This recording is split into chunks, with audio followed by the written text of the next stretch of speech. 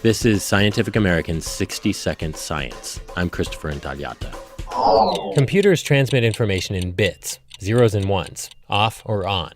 But in quantum computers, that off-on logic becomes a little more flexible because the bits in quantum computing, called quantum bits or qubits, can actually be 0 and 1 at the same time. Think of it like this. A coin flipping through the air can be considered to be both heads and tails before it lands. In that way, it's like a qubit. Until you measure it, the qubit is 0 and 1, just as until the coin lands, it's both heads and tails.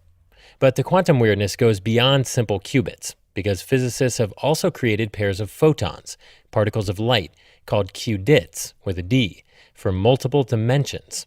And those dimensions are different colors of light.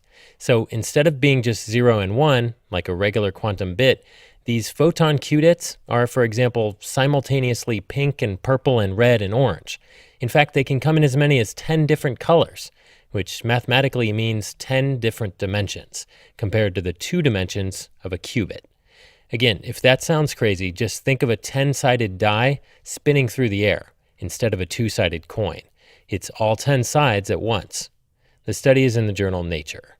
The big advantage of quantum bits and the point of developing them at all is they contain more information than a classical bit, meaning quantum computers can use them, in theory, to solve super complicated equations much faster than a normal computer could.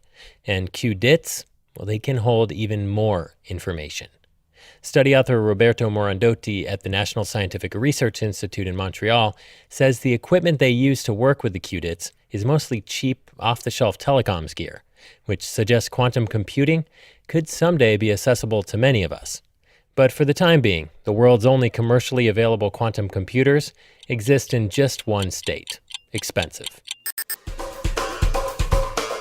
Thanks for listening. For Scientific American's 60-Second Science, I'm Christopher Intagliata.